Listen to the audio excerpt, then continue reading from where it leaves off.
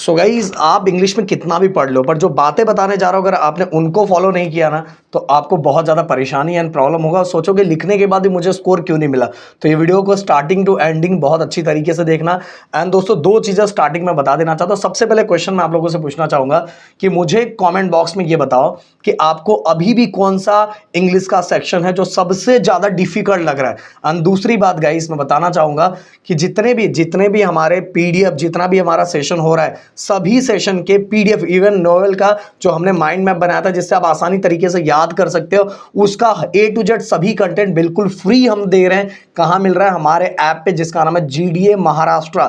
उस पे चले जाओ, 12th वाले टाइल्स पे 12th को क्लिक करो। 12th को क्लिक करने के बाद देन इसके बाद इंग्लिश को क्लिक करना है। इंग्लिश को क्लिक करने के बाद देन फ्री मटेरियल सेक्शन में चले जाओगे, आपको आराम से मिल जाएगा और आराम से आप पढ़ सकते हो। समझ में? मेरी बातें ध्यान से सुन लेना। एंड इस वीडियो पे टारगेट राइट मैं रखता हूं 5000। मुझे लगता है अपने प्रदीप सर के लिए जरूर पूरा कर दोगे।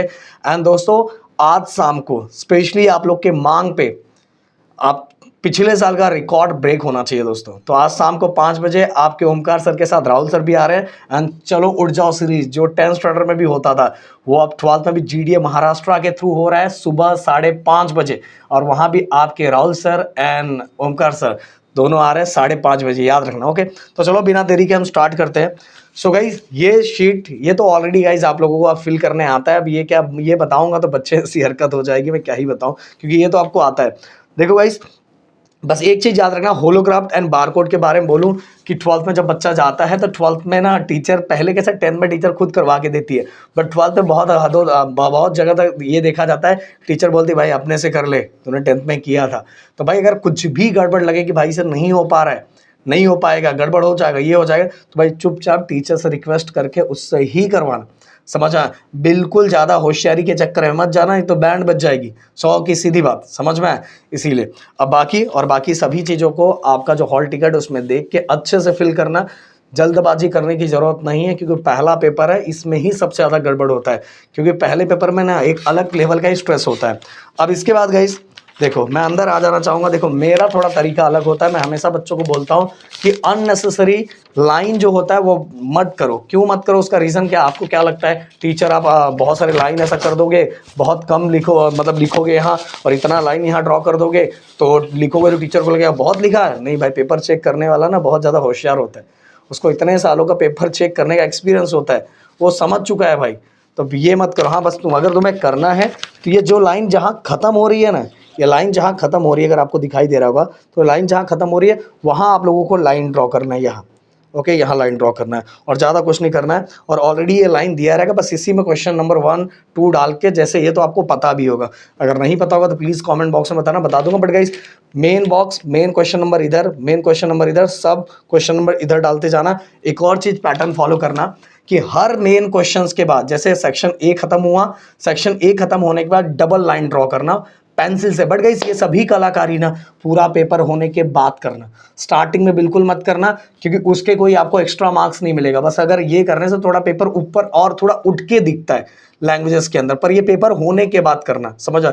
जो सेक्शन ए खत्म हुआ तो डबल लाइन कर दो, सेक्शन बी खत्म हुआ तो मतलब पूरी तरह से जब सेक्शन खत्म हो जाता है तो अंडरलाइन करो, डबल अंडरलाइन। और हर सेक्शन के बाद हर सेक्शन, देखो सेक्शन ए के अंदर मान लो नंबर ऑफ क्वेश्चंस है तो उन नंबर ऑफ क्वेश्चन में सिंगल लाइन कर सकते हो। इवन गाइस आपको कुछ लगे कि कुछ ऐसा मेन पॉइंट है तो मेन पॉइंट को आप पेन या पेंसिल, मैं बोलूँ पेंसिल से अंडरलाइन करो। पेंसिल से अंडरलाइन करोगे तो ज्यादा क्लियरली दिखेगा। अब बोलोगे सर पेंसिल है भाई, कर सकते हैं यूज, भाई आपके भाई ने भी किया था, इसके बाद कई स्टूडेंट, इतने सालों के स्टूडेंट से भी मैंने करवाया है, तो मैं बोल रहा हूं तो आप कर सकते हो।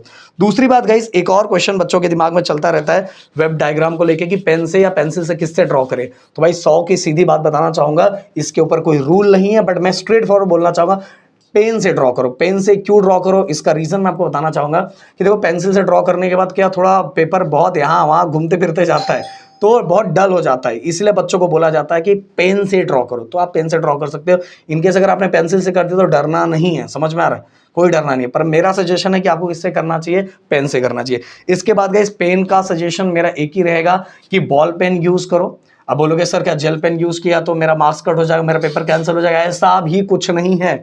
इसलिए बोला जाता है कि बहुत बार जेल पेन क्या होता है, जेल पेन के कारण वो पेपर यहाँ लिखा हुआ भी 3 पेज तक दिखाई देता है, इसीलिए जेल पेन रोका जाता है। बट अगर आपका जेल पेन अच्छी क्वालिटी का अच्छा है तो भाई कर सकते हो, कोई इशू नहीं है। समझ में आ रहा है? कोई इशू नहीं है।